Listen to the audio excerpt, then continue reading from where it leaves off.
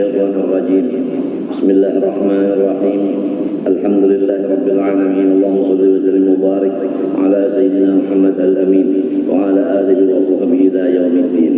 أما بعد، سبحانك لا علم لنا إلا ما علمتنا إنك أنت العليم الحكيم. ولا حول ولا قوة إلا بالله العلي العظيم العزيز العليم لدى كل حرف كسر ويكتب أبد الآبدين ودهر الداهرين. رضي الله عني وعنكم وعن جميع المسلمين. وقال رضي الله عنه, pada ini hari kita menyambungi pembicaraan masalah pembagian daripada asal dosa-dosa yang dibagi kepada 4 bahagian. Pertama, menyerupai sifat ketuhanan, sudah selesai.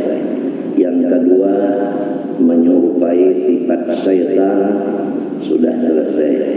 Yang ketiga, menyerupai sifat binatang-binatang biasa, sudah selesai. Yang keempat, yaitu menyerupai sifat binatang-binatang buas.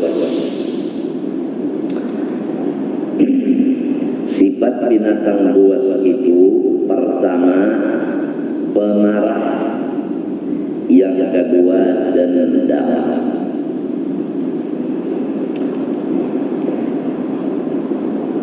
Apabila orang makanannya, minumannya haram, pasti dia akan melaksanakan maksiat. Dia meninggalkan segala yang wajib dan memperbuat yang haram. Yang haram itu terbahagi kepada 4 perkara. Pertama, menyerupai sifat-sifat yang khusus bagi Allah, seperti takabur dan lain-lain. Nomor 2, sifat syaitan, seperti iri dengki dan menipu dan membawa orang lain mengerjakan dosa dan bid'ah dan kesesatan.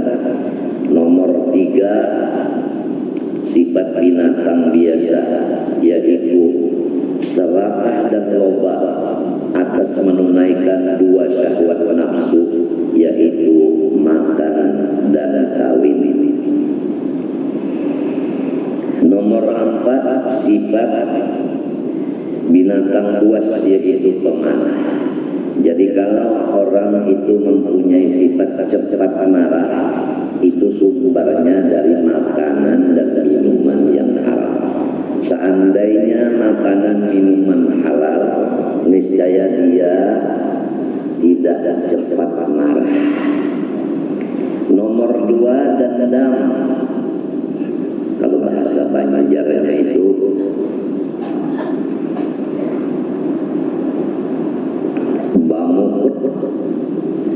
bamukut itu di atasnya kada terlihat api, tapi di dalamnya ada api. Dulu ada orang nambrak layangan itu sampai di belakang pabrik Bali. Dikiranya itu cuma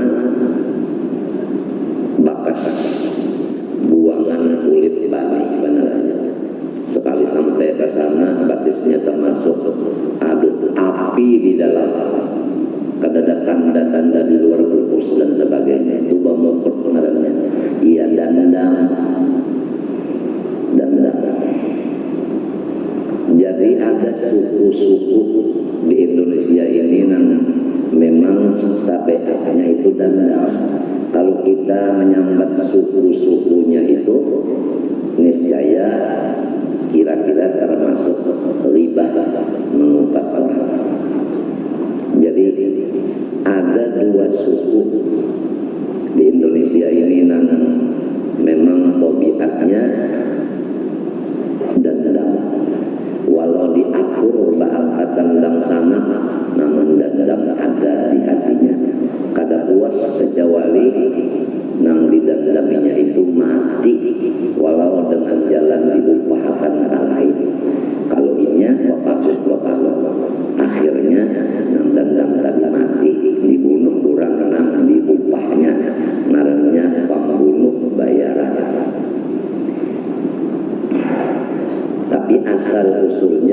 marah. Sesudah marah timbul dendam. Marah itu penyebabnya macam-macam. Ada karena pacar diambil orang. Padahal susil aja kalau pacar diambil orang, memiliki bahasa orang. Apa rasanya gosok? Menpacar kalau diambil orang, ke belakang rumah ya, mutik dipilih bahasa orang. Apa rasanya? Ini kadang menpacar diambil orang kado, timbul marah beranak dan ini ngalih diurus. Pandai ramah tamah, muha manis, tapi akhirnya dahulu ada orang bersifat dandam akibat marah. Ada orang batiga. Nang saikung ini baca Quran kada bisa. Umpat jua kumpul di langgar bulan Ramadan. Nang diuntingnya makanan kita pukul 12 makanan, macam-macam makanan limbah baca Quran. Bahari pamlah. Jam-jam 9, setengah 10 mulai baca Quran. Kita sampai pukul setengah 11 istirahat minum banyu. Mulai pula sampai pukul 12 hanya watama, hanya makanan. Macam-macam makanannya itu ada memanjuri, ada memasak, ada makan di jalan-jalan. Jadi sebelujur ada memanjuri nasi sambil masak salik. Sinang ini kan tempat baca Qurannya kada bisa. Jadi makan umpah kenyamanan memakan nasi salik kaguring. Mbah kaguring kawalnya ada berdua. Kurang lebih aja tanah itu juga. Kemudian dipaculnya tapi nang kaguring ini diambilakannya tanduan, dibuat dalam tanduan kaguring ini tapi dikukuhkan, dimasukkannya kamu kata imaman langgar sampai kurang hendak subuh. Jadi kaum masuk, namun kaum hendak siup melihat tanduan ada itu. Sekalinya dibuka tapenya si anu digarap ada tahu-tahu juga. Akhirnya dia berulang datangan pada-padanya perasaan takutan. Tabangan ini namanya tabangan beluncak langsung. Kada lain lagi mesti nang berduaan itu datanginya nang berduaan itu biasa-biasa.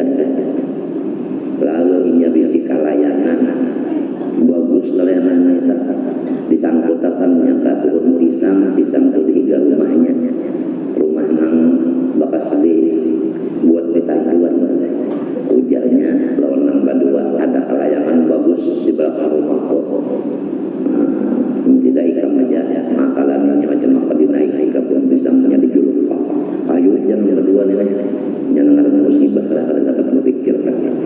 Lalu anak lorong sini jangan kali jangan libur di tangga kita lorong sini aja.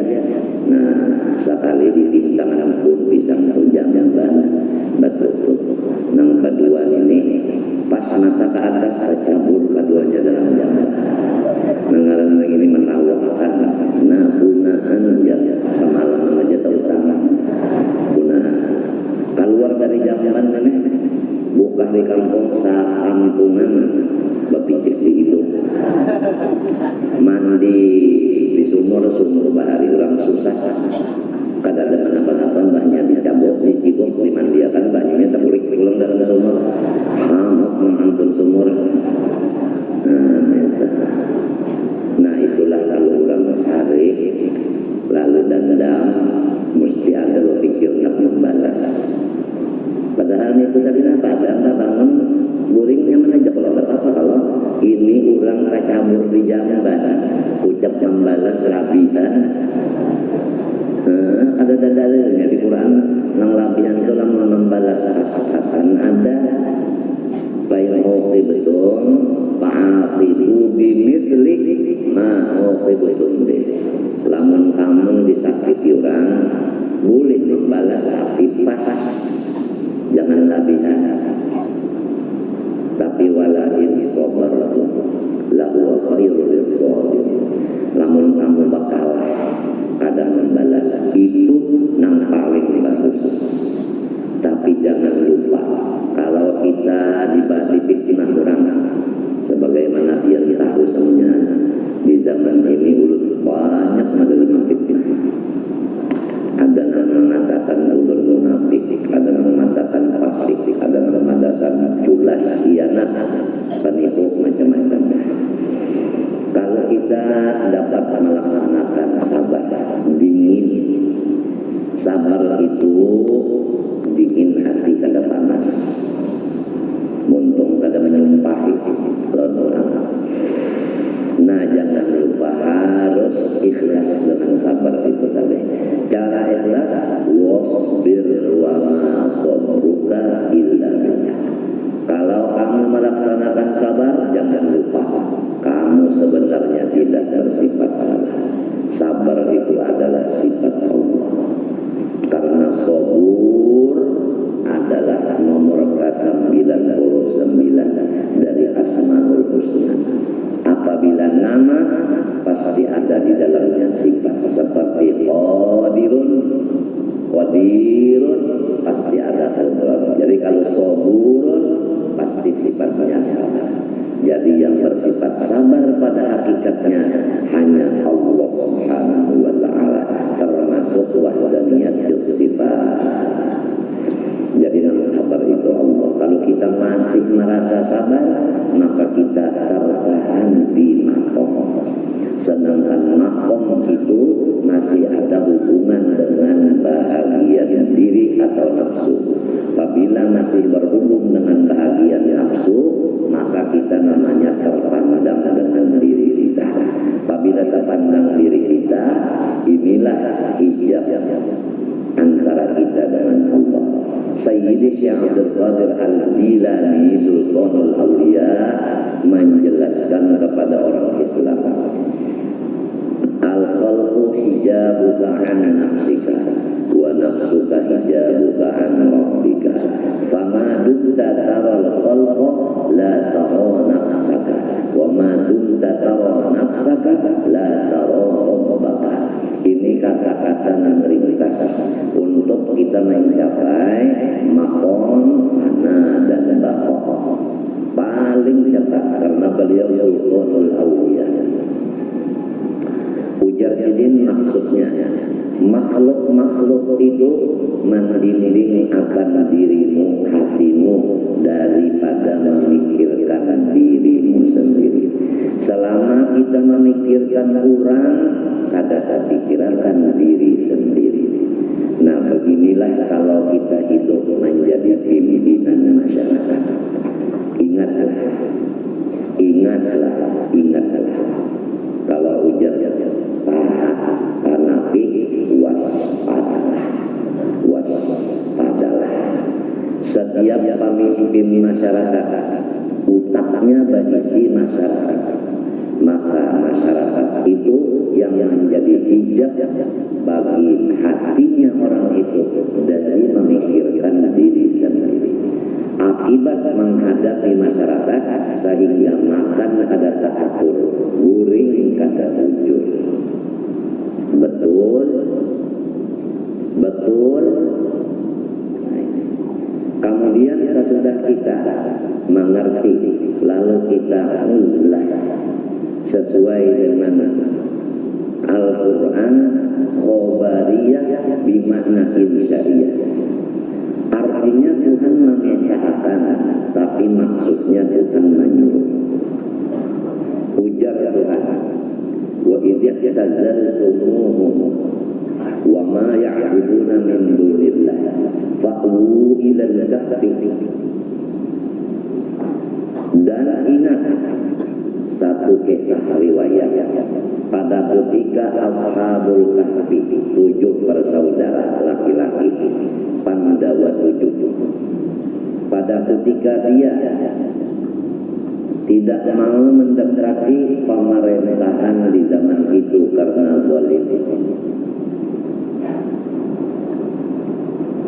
Pemerintahan yang zalim di zaman itu memanggil akan mengtujuh kepada anak ini pahlawan tujuh, kada mau mendatangi, lalu difitnah. Sudah difitnah, mereka itu kada mau mendatangi. Nah, ini bahayanya. Kalau orang mengiau kada didatangi, maka inya nak datang ke rumah. Tatkala datang ke rumah, maka inya mengamalkan perintah